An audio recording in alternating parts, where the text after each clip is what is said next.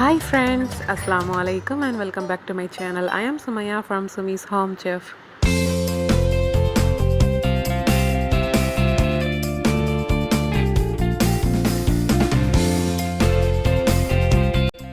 Friends, இன்றைக்கி நம்ம சேனலில் பார்க்க போகிறது என்னோடய மாமியோட ஸ்பெஷல் அல்வா ரெசிபி தான். அதாவது ஐம்பழ அல்வான்னு சொல்லலாம். 5 விதமான பழங்களை யூஸ் பண்ணி மைதா மாவு சேர்க்காமல் ஹெல்த்தியான ஒரு அல்வா ரெசிபி தான் பார்க்க போகிறோம். அதுக்கு முதல்ல 1 கப் அளவுக்கு நாம் பலாப்பழம் இந்த மாதிரி சீடெல்லாம் எடுத்துகிட்டு வெட்டி வச்சுருக்கோம். இந்த ஜாக் ஃப்ரூட்டை முதல்ல ஒரு மிக்ஸி ஜாரில் 1/2 கப் மில்க் விட்டு நல்லா ஃபைனாக அரைச்சி எடுத்துக்கலாம். அண்ட் இன்னொரு பக்கம் அல்வா செய்கிறதுக்கான கடாயில் 1 கப் அளவுக்கு சுகர் எடுத்திருக்கோம்.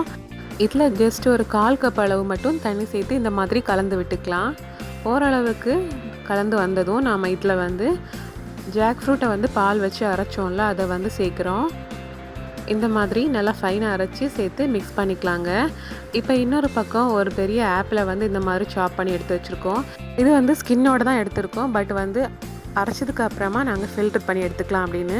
இங்கே ஸ்கின்னை எடுத்துகிட்டு அரைக்கிறதா இருந்தால் ஃபில்டர் பண்ண வேண்டிய அவசியம் இல்லை. இதுலேயும் 1/2 கப்பு பால் விட்டு ஃபில்டர் பண்ணி இந்த மாதிரி சேர்க்குறோம். அதாவது மில்க் ஷேக் மாதிரின்னு கூட சொல்லிக்கலாம். அதையும் இதில் சேர்த்துட்டு நல்லா கலந்து விட்டுக்கலாம். அப்புறமா பப்பாளி பழம், நல்ல பழுத்த பப்பாளி பழம், இது ஒரு 1/2 கப் இருக்கும். இதுதான் நமக்கு ஃப்ரூட்ஸ் அல்வாவுக்கு சூப்பரான கலர் கொடுக்க போகுது. நம்ம ஃபுட் கலரே சேர்க்க போகிறது இல்லை, இந்த கலர் தான் அதில் வரப்போகுது. கொஞ்சம் ஜூஸியாகவே இருக்கிறதுனால இது பால் சேர்க்காமலே இந்த மாதிரி நல்லா ஃபைனாக அரைச்சி எடுத்துக்கலாங்க. இப்போ இதையும் சேர்த்தாச்சு, நல்லா கலந்து விட்டுக்கலாம். இது ஒரு பக்கம் நல்லா கொதிக்கட்டும். இப்போ பார்த்தீங்கன்னா கம்ப்ளீட்டாக மிக்ஸ் ஆகிடுச்சு பாருங்கள். இப்போ இதில் நாம் கார்ன்ஃப்ளவரை 1/4 கப் அளவுக்கு எடுத்து அதில் 1/4 கப்பு தண்ணி விட்டு இந்த மாதிரி நல்லா லம்ஸ் இல்லாமல் மிக்ஸ் பண்ணிவிட்டு அந்த அல்வாக்குள்ளே சேர்த்துக்கலாம். நம்ம மைதா மாவு சேர்க்க போகிறதில்ல, இதுதான் சேர்க்க போகிறோம். இதுதான் அந்த திக்னஸ் கொடுக்க போகுது. அதுக்காகத்தான். ஃப்ரூட்ஸ் எதுவுமே சாப்பிட மாட்டேன்னு சொல்லக்கூடிய பசங்களும் இந்த அல்வாயை மட்டும் நீங்கள் செஞ்சு கொடுத்தீங்கன்னா கேட்டு வாங்கி சாப்பிடுவாங்க. அவ்வளோ டேஸ்டியாக இருக்கும். அண்ட் கார்ன்ஃப்ளவரும் அதில் நல்லா குக் ஆகி டிரான்ஸ்பரண்ட்டாக மாறிடுச்சு இல்லையா? இப்போ இது இன்னும் நல்லா கொதிக்கட்டும். இன்னொரு பக்கம் நாம் டேட்ஸை அரைச்சி சேர்த்துக்கலாம். ஸோ அதுக்கு ஒரு 6 to 8 நம்பர்ஸ் ஆஃப் டேட்ஸை இந்த மாதிரி சீட் எடுத்துகிட்டு ஒரு மிக்ஸி ஜாரில் போட்டு அதில் ஒரு 1/4 கப்பு பால் விட்டு அதையும் நல்லா அரைச்சி எடுத்துக்கலாங்க. அதில் தோல் வராமல் இருக்கிறதுக்காக நாம் அதை ஃபில்டர் பண்ணி சேர்க்க போகிறோம். இந்த மாதிரி வடிகட்டி சேர்த்துக்கலாம். இப்போ நாம் டேட்ஸ் அரைச்சி சேர்த்தாச்சு. அடுத்ததாக நம்ம லைட்டாக மிக்ஸ் பண்ணிவிட்டு நேந்திரம் பழம் இதை சீடெல்லாம் எடுத்து மாற்றிட்டு இந்த மாதிரி சேர்த்து 1/4 கப்பு பால் விட்டு இதையும் அரைச்சி சேர்க்க போகிறோம். நல்லா ஃபைனாக இந்த மாதிரி அரைச்சிக்கணும், லம்ஸ் இல்லாமல். இதையும் நல்லா கலந்து விட்டுக்கலாங்க. கலந்து விட்டதுக்கு அப்புறமா ஒரு அரை முறி தேங்காயோட திக்கான பால் அதை நாம் இதில் சேர்க்குறோம். அதாவது முதல் பால் மட்டும் எடுத்துக்கோங்க. இப்போ அதையும் சேர்த்து நல்லா மிக்ஸ் பண்ணிக்கலாம்.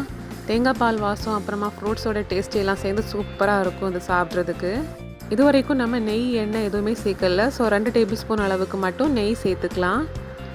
அண்ட் இதில் நம்ம ட்ரைட் ஃப்ரூட்ஸ், நட்ஸ் எல்லாம் அவங்கக்கிட்ட என்ன இருக்கோ அது சேர்த்துக்கலாங்க. இங்கே ட்ரைட் ஆப்ரிகாட்ஸ் ஒரு 2 டேபிள் ஸ்பூன் அளவுக்கு சின்ன சின்னதாக சாப் பண்ணி சேர்க்குறோம். இப்போ ரைசன்ஸ் அண்ட் கேஷ்யூஸ் மட்டும் போடுறதா இருந்தால் கூட அந்த மாதிரி போட்டுக்கலாம். பட் இதில் கலர்ஃபுல்லாக தெரிகிறதுக்காக செரி போடும்போது ரொம்ப நல்லா இருக்கும். அதனால 2 டேபிள் ஸ்பூன் அளவுக்கு செரி ஃப்ரூட் சாப் பண்ணி போடுறோம். அப்புறமா ரைசன்ஸ் 2 டேபிள் ஸ்பூன் போட்டுக்கலாம். அடுத்ததாக நட்ஸ் பார்த்திங்கன்னா பீக்கன் நட்ஸ் 2 டேபிள் ஸ்பூன் அளவுக்கு சாப் பண்ணது போட்டுக்கிறோம். அடுத்ததாக சேம் அமௌண்ட்டில் பாதாம் எடுத்துக்கலாம்.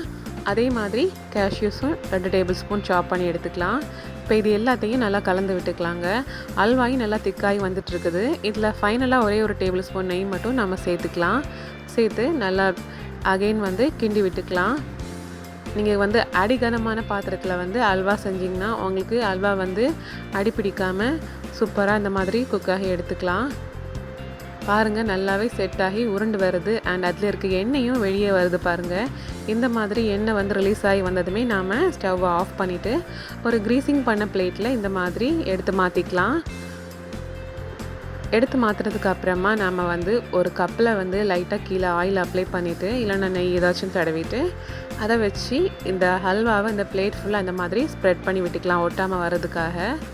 இது நல்லா சூடு ஆறுறது வரைக்கும் அப்படியே செட்டாக விட்டுக்கலாம். இப்போ நல்லா ஆறிடுச்சு. இதை லைட்டாக எட்ஜஸை மட்டும் இந்த மாதிரி இறக்கி விட்டுட்டு இதை அப்படியே இன்னொரு பிளேட்டுக்கு ஃப்ளிப் பண்ணி எடுக்க வேண்டியது தான். ரொம்பவே அழகாக செட் ஆகி வந்திருக்குது. அண்ட் அந்த ஹல்வாவோட கலரை பாருங்கள், நம்ம எந்த வித ஃபுட் கலரும் சேர்க்காம ரொம்பவே அழகான பெர்ஃபெக்டான ரெட் அண்ட் ஆரஞ்சு கலரில் வந்திருக்குது இல்லை. இப்போ இதை வந்து நாம் சின்ன சின்ன துண்டுகளாக கட் பண்ணி சர்வ் பண்ணிக்கலாம். அண்ட் நாம் இதில் சேர்த்துருக்க ட்ரை ஃப்ரூட்ஸ் அண்ட் நட்ஸ் வந்து பார்க்குறதுக்கு மட்டும் இல்லைங்க, சியூ பண்ணி சாப்பிட்றதுக்கும் அவ்வளோ டேஸ்டியாக இருக்கும். அவ்வளோதான் ஃப்ரெண்ட்ஸ், நம்மளோட சுவையான ஐம்பழ அல்வா ரொம்பவே அழகாக தயாராகிடுச்சு.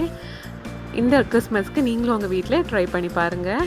இந்த வீடியோ பிடிச்சிருந்தா அந்த வீடியோக்கு மறக்காமல் லைக் போடுங்க, ஷேர் பண்ணுங்கள், கமெண்ட் பண்ணுங்கள். இன்னும் இன்ட்ரெஸ்டிங்கான ரெசிபிஸ் பார்க்குறதுக்கு என்னோட சேனலை மறக்காமல் சப்ஸ்கிரைப் பண்ணிக்கோங்க. இந்த நாள் இனிய நாளாக அமையட்டும். தேங்க்யூ ஸோ மச் ஃபார் வாட்சிங்.